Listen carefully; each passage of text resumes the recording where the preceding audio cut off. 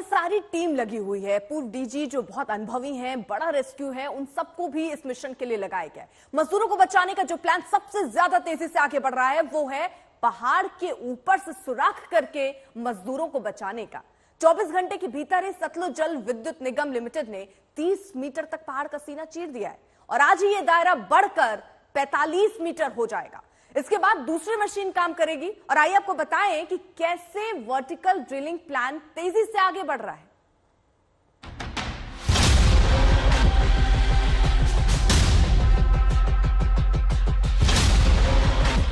पहाड़ का सीना चीरकर बचाएंगे जान।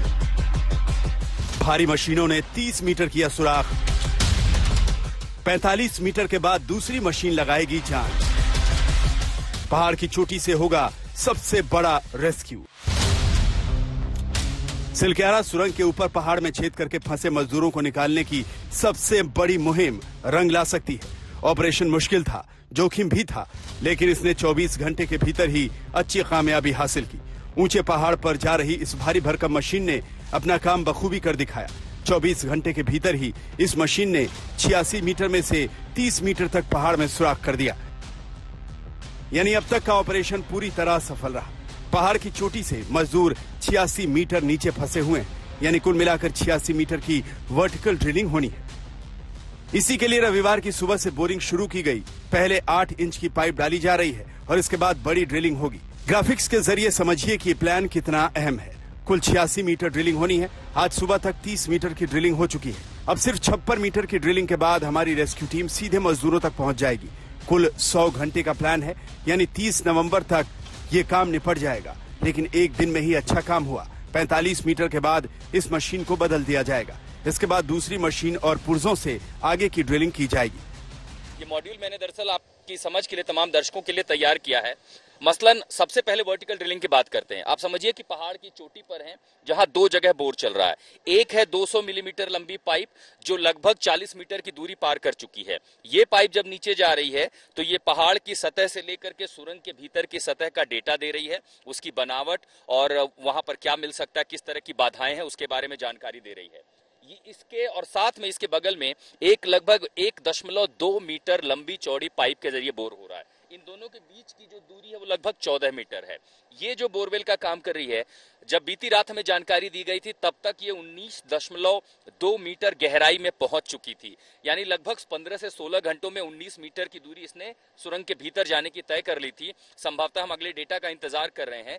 ये जब 86 मीटर पहुंचेगी तो ये एस्केप प्लान होगा। एनडीआरएफ की टीम विंच मशीन लगाएगी, इसके भीतर जाएगी, इसके अंदर एलईडी स्ट्रिप्स लगाए जाएंगे और फिर वहां जाकर के उन्हें एक एक करके लिफ्ट कर लिया जाएगा। Oxygen supply proper. ये हो गई वर्टिकल ड्रिलिंग की बात। जिस तरीके से हॉरिजॉन्टल प्लान में कामयाबी की उम्मीद थी, उसी तरह उम्मीद अब वर्टिकल ड्रिलिंग से भी होने लगी है। आपको याद होगा कि दिन में मैंने आपको बताया था कि टोटल हमें 86 मीटर्स ड्रिल करना है। जो पहली मशीन लगी है, जो SJVN ने लगाया है, तो इसमें हम लगभग हमारी अनुमान है कि 40-45 मीटर ड्रिलिंग वो कर पाए। उसके बाद हम दूसरी मशीन उसमें लगाएंगे और शायद ड्रिलिंग रिग वही रहे ताकि समय थोड़ा बच पाए, लेकिन उसका कैली हम बदलेंगे और वो थोड़ा हेवियर कैपेसिटी का होगा, जो कि 90-95 मीटर्स तक जा सकता है। बट हमारा, जैसे मैंने बताया, अनुमान है कि 86 मीटर्स ही हम ड्रिल कर पाएंगे। हमने इसके लिए 4 दिन का समय रखा है।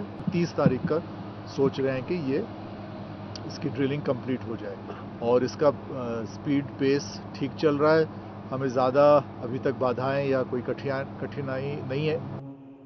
अगर प्लान के मुताबिक ही काम चलता रहा तो ये उम्मीद कर सकते हैं कि तय वक्त 30 नवंबर से पहले भी रेस्क्यू एजेंसियां मजदूरों तक पहुंच जाएं। हालांकि इस वर्टिकल ड्रिलिंग में कुछ रिस्क भी है। वाइब्रेशन बढ़ सकता है, पानी का रिसाव हो सकता है और मलबा भी अंदर धंस सकता है। लेकिन अब तक की बेहतर बात यह है कि ऐसी कोई भी दिक्कत सामने नहीं आई है। वाइब्रेशन पर लगातार नजर रखी जा रही है। इसके लिए खास तरीके के सेंसर लगाए गए हैं और वाइब्रेशन को मॉनिटर किया जा रहा है। पहाड़ के अंदर ड्रिलिंग अब तक सफल रही है। इसका मतलब कहीं बीच में ऐसी चट्टानें नहीं हैं जो ड्रिलिंग के काम को रोक पाए। हो सकता है हॉरिजॉन्टल ड्रिलिंग से पहले ही ये वर्टिकल ड्रिलिंग कामयाब हो जाए और 30 तारीख से पहले ही कोई खुशखबरी मिल जाए। आशुतोष के साथ अमित भारद्वाज, उत्तरकाशी, आज तक। तो एक तरफ देखिए वर्टिकल ड्रिलिंग है, दूसरे मोर्चे पर भी कामयाबी ज्यादा दूर नहीं है और वो हॉरिजॉन्टल की बात कर रहे हैं। सिर्फ 10 मीटर का फासला है वहां पर मजदूरों से, जिसमें 47 मीटर तक पाइप पड़ चुकी है। ऑगर मशीन पाइप के भीतर टूट गई थी और उसको बाहर फिलहाल निकाल लिया गया है। अब यहां से सेना और दूसरी एजेंसियां पाइप के भीतर जाकर मैनुअल ड्रिलिंग करेंगी। सब कुछ अगर ठीक रहा तो इस प्लान की कामयाबी की उम्मीद भी ज्यादा है।